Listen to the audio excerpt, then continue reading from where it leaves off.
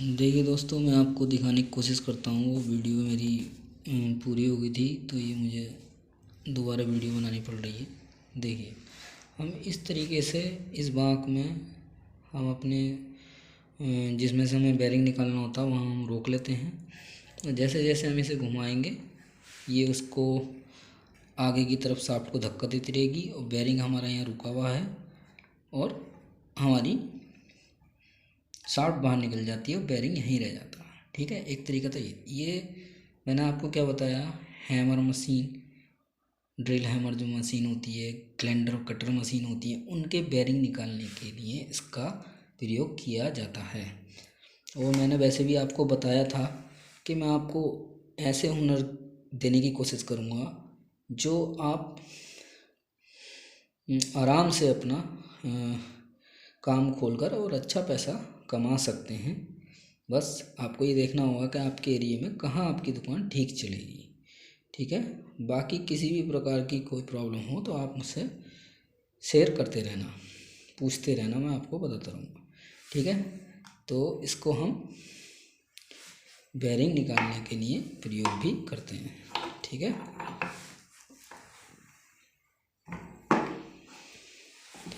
और एक bearing puller मैंने आपको और दिखाया था, जो मैंने कहा था कि इसका प्रयोग मैं बताऊंगा आपको, वो ये है। ऐसी कंडीशन में हम इस प्रकार के बेरिंग पुलर का प्रयोग करते हैं। ठीक है, मैं आपको दिखाऊंगा बाद में कैसे इससे बेरिंग निकाला जाता है। ठीक है, अब आगे बढ़ते हैं।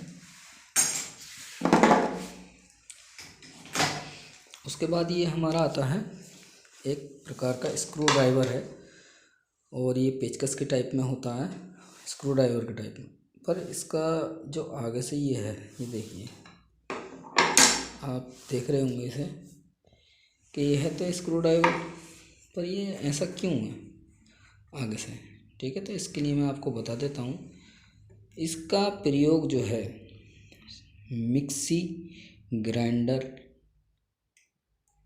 ठीक करने, उस यानी कि उन्हें रिपेयर करने के काम आता है। मिक्सी ग्राइंडर में जो ऊपर सॉकेट लगा होता है उसमें एक नट होता है जो बिना इस टाइप के पेचकस या स्क्रू ड्राइवर के नहीं खुलता है। तो इसका प्रयोग मिक्सी रिपेयर करने में किया जाता है। वो आगे मैं आपको जैसे जैसे मैं आपको वीडियो दूंगा आप खुद समझते जाएंगे किस टूल का क्या प्रयोग है। ठीक है, आगे बढ़ते हैं। ये कहलाती है, आपको पता ही होगा, रेती। मान लीजिए इसमें ये ऊपर खुरदरापन होता है और हमें कोई पेचकस की धार बनानी है या कोई कील की नोक बनानी है या कोई सीट हमने काटी है माइका की और उसे वो ऊंची नीची खुदरी हो रही है, तो उसे हम इसकी सहायता से घिसकर प्लेन कर लेते हैं। तो ठीक है, इससे आप घिस के कुछ भी प्लेन कर सकते हैं, धार बना सकते हैं। कोई मान लीजिए शाफ्ट में बेरिंग जाने में दिक्कत करता है, जैसे हम हथौड़े की चोट लगा लेते हैं तो उसका ऊपरी सिरा पिचक जाता है, तो वहाँ उसको घिसकर हम इस रेती की सहायता से ठीक कर लेते हैं और अपना बेरिंग वगैरह लगा लेते हैं। ठीक है, इसे रेती बोलते हैं। उसके बाद दोस्तों ये आता है हमारा, ये आप सोच रहे होंगे कि क्या है ये, मैं इसके लिए आपको बता दूं, ये स्प्रिंग टाइप में है।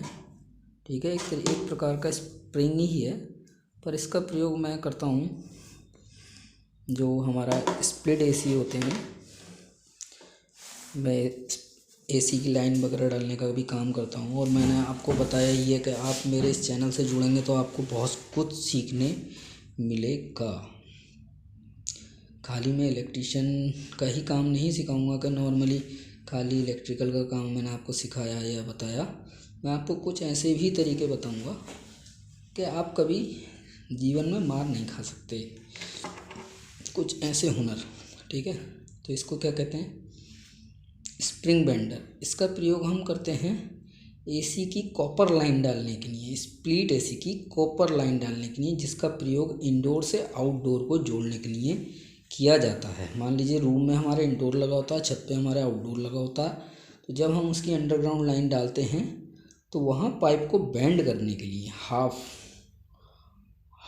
कहते हैं उसे, उसमें 2 पाइप डलते हैं जिनका साइज 1/4 होता है और एक हाफ होता है। तो क्वार्टर पाइप तो हमारा हाथ से नॉर्मली मोड़ लिया जाता है, बेंड कर लिया जाता है, पर हाफ पाइप जो होता है उसे मोड़ने के लिए हमें इस स्प्रिंग बेंडर की ज़रूरत पड़ती है। ठीक है, इसका प्रयोग भी मैं आपको ज़रूर बताऊंगा। उसके बाद ये आता है हमारा कटर। ये हमारा नॉर्मली कॉपर पाइप काटने के काम आता है। उस पर हम इसे फंसा के और एक एक राउंड घुमा के और इसे एक एक राउंड टाइट करते हैं, एक एक राउंड घुमाते हैं, एक एक राउंड टाइट करते हैं। ये ढीला और टाइट होता है, तो ये पाइप कटर कहते हैं इसे। ये भी एसी के पाइप काटने का काम आता है, फ्रिज के पाइप काटने का काम आता है। इसका तो बहुत अच्छा प्रयोग है। एक बार को आप स्प्रिंग बेंडर का प्रयोग मान लीजिए एसी लाइन डालने में नहीं करते हैं, पर इसका तो प्रयोग है ही। आप फ्रिज ठीक करने जाएंगे कहीं पे भी तो आपको इसका प्रयोग ज़रूर करने पड़ेगा। ठीक है, इसकी सहायता से कॉपर पाइपों को काटा जाता है बिना पिचके, कि वो पिचके भी नहीं और उनमें गैस का संचालन बना रहे, और इसके ज़रिए हम पाइप को आसानी से काटते हैं। ठीक है, आगे बढ़ते हैं। मेरे पास दोस्तों अधिकांश तो टूल्स हैं ही, और मेरे लिए यही टूल्स बहुत होते हैं काम करने के लिए। मैं इन्हीं टूलों से काम कर लेता हूँ।